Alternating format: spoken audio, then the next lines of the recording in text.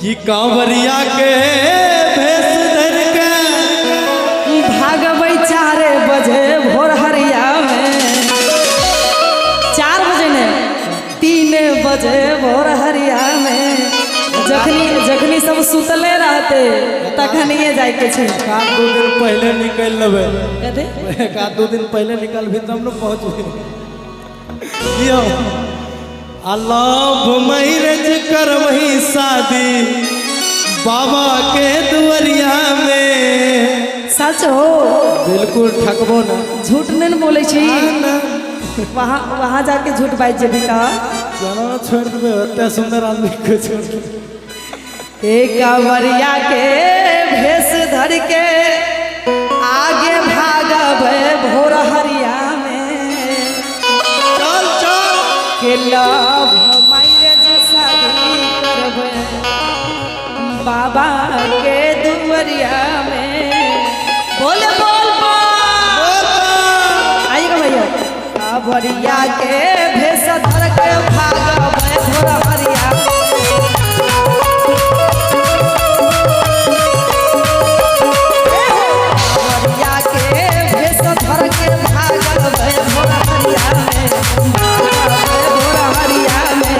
Love marriage करबै बाबा फौजदारी कचहरिया लव मैरिज करबै बाबा फौजदारी कचहरिया कांवरिया के भेष धर के भागबै दुआरिया में कांवरिया के भेष धर के भागबै दुआरिया में एक भागबै भोरहरिया में और कि लव मैरिज शादी करबै भोला के दुआरिया में लव मैरिज शादी करबै भोला के दुआरिया में।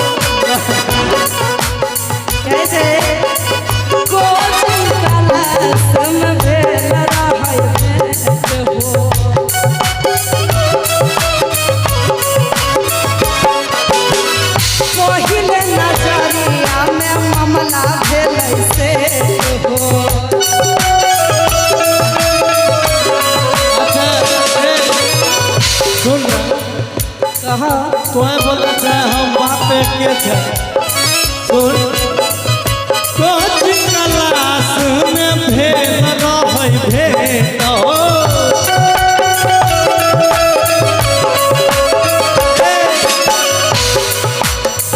पहले नजरिया में मामला भेल से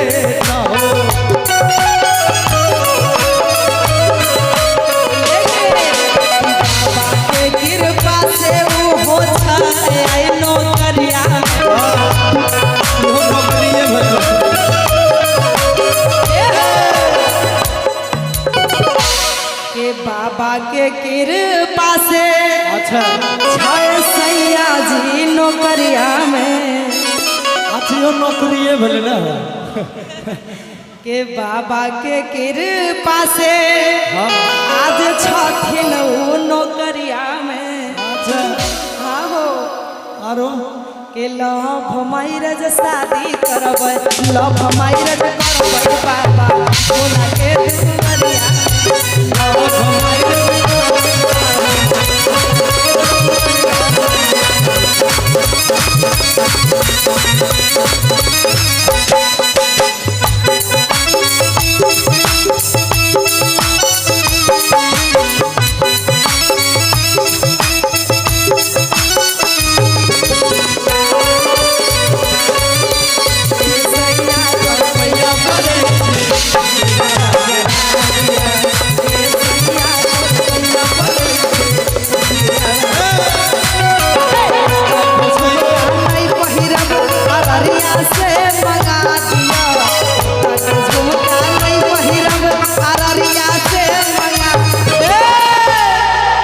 कहे छे पूर्णिया के झुमका नहीं पहिरब।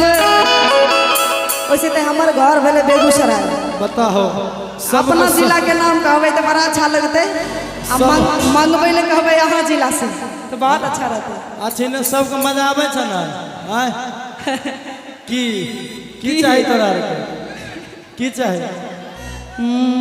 बेगूसराय के झुमका नहीं पहिरब। अच्छा जाके अररिया से मंगा दिया। अच्छा। अंतिम में हम ये भी सॉन्ग गाएंगे, आपके जिला के नाम से 2-4 सॉन्ग गा के जाएंगे। आप लोग रुकिएगा तब। लेकिन अभी भक्ति जागरण करने आए हैं तो जागरण में मस्त रहना है सबको और साथ देना है मेरा। बिल्कुल कहेंगे बेगूसराय के झुमका नहीं पहिरब। जाके अररिया से मंगा दिया कि यह सैया ये राजा ये सैया तोर पैया पड़ै छै। ये सैया तोर पैया पड़ै छै।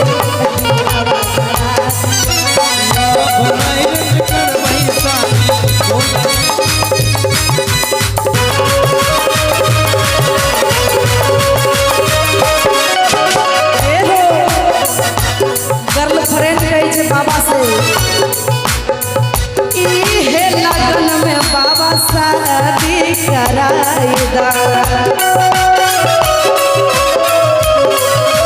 बाबा हो कवन उपाय करके घरवा बसाई दा।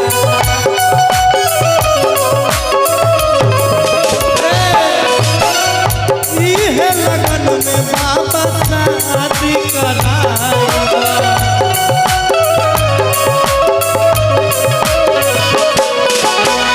कवन उपाय करके घरवा बसाई दा।